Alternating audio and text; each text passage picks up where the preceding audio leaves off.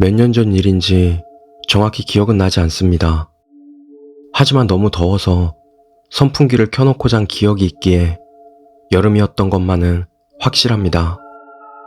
심한 열대야였죠. 더우면 잠을 못 자는 체질이라 그저 이불 위에 누워 눈만 감고 있었습니다. 문득 그날 봤던 공포영화가 머릿속에 떠오릅니다. 하지만 금세 겁에 질려 내가 무슨 생각을 하는 건가 후회했습니다. 여름밤에는 뭐라 말로 하기 힘든 이상한 분위기가 있잖아요. 그 탓인지 잠깐 생각했던 것 뿐인데도 평소보다 훨씬 무서웠습니다. 어찌됐든 잠을 자면 되겠거니 하는 마음에 눈을 질끈 감고 잠을 자려 집중했습니다. 하지만 당연히 한껏 의식해서 잠에 들려 하면 오히려 잠이 안 오는 법이죠. 그래서 그저 아무 생각 없이 귓가에 들려오는 선풍기 소리에만 귀를 기울이고 있었습니다. 그러던 도중 갑자기 창밖에서 아기 울음소리가 들려왔습니다. 아기가 자다 깼나 싶어 나는 창밖으로 시선을 돌렸습니다. 하지만 창밖으로 보이는 집 중 불이 켜진 집은 한 곳도 없었습니다. 이상하다 싶어 갸웃거리던 와중 나는 깨닫고 말았습니다. 아기의 울음소리가 창밖에서 들려오는 게 아니라는 것을요. 뭐라고 말하면 좋을까요? 귓가라기보다는 머릿속에서 울음소리가 울려 퍼지는 것 같은 느낌이었습니다. 어찌됐든 내 속에서 울리는 소리였고 나에게만 들리는 것 같았습니다.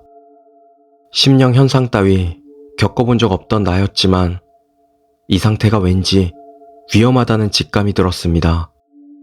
그도 그럴 것이 울음소리가 내 안에서 들리는 것이라는 걸 알아차린 순간부터 내 발목에서 무게감이 느껴지기 시작했던 것입니다. 딱 아기 몸무게 정도의 무게였습니다. 그것을 알아차리자 몸이 경직되면서 선풍기 소리마저 들리지 않게 되었습니다. 큰일 났다는 생각뿐이었습니다. 마치 가위에 눌린 것 마냥 몸이 굳어 할 수 있는 것은 그저 눈을 감는 것 뿐이었습니다.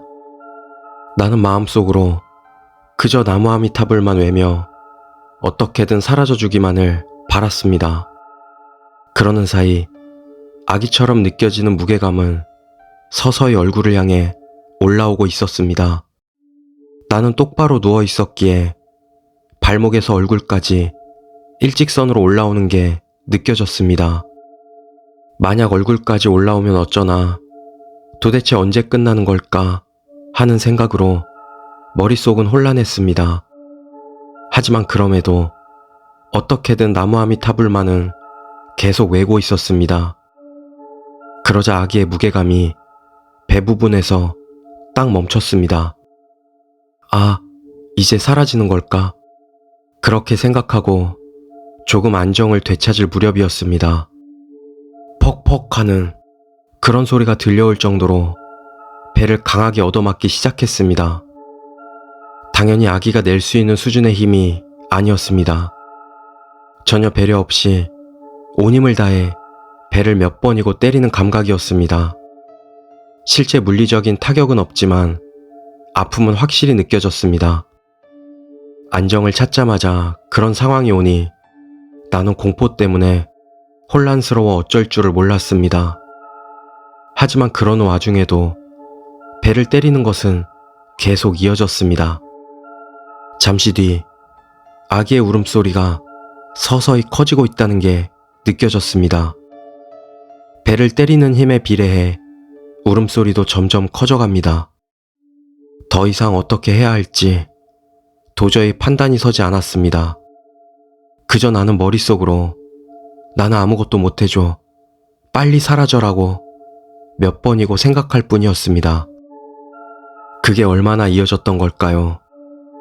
아기의 무게감, 울음소리, 그리고 배를 때리는 행위 자체가 한순간에 사라졌습니다. 당황스러워 멍하니 있자니 선풍기 소리와 창밖에서 풀벌레 소리가 들려왔습니다. 꿈이라도 꾼 건가 싶어 뺨을 때리자 아팠던 게 지금도 기억납니다. 나중에 친구에게 상담을 겸해 이 이야기를 해줬던 적이 있습니다.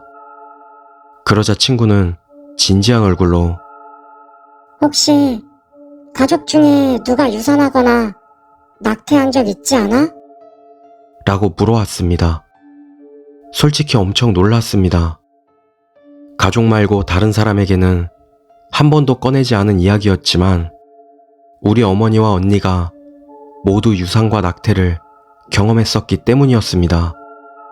당연히 어머니도 언니도 당시에는 몹시 슬퍼했다고 합니다만 어떻게 그걸 안 거야?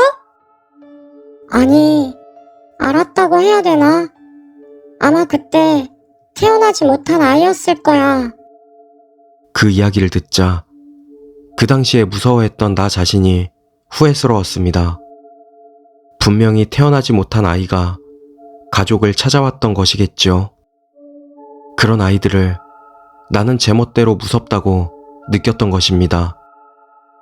아마 외롭고 슬펐던 거겠지. 태어나지 못했던 게. 그랬을 거야. 친구의 말에 나는 그대로 고개를 끄덕였습니다. 하지만 곧 이은 친구의 말에 나는 온몸에 소름이 끼치고 말았습니다. 그래서 너한테 대신 낳아달라고, 안에 들어가고 싶다고 배를 찢으려 했던 거 아닐까?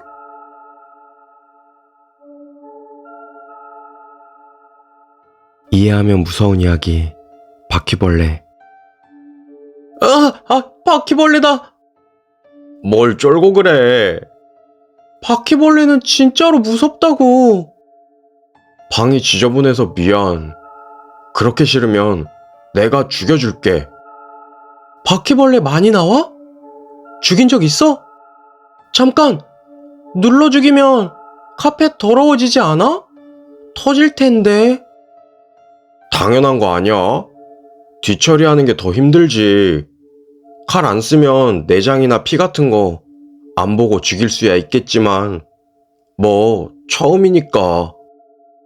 칼 말고 신문지 같은 걸로 죽여도 터질 텐데 왠지 미안하잖아.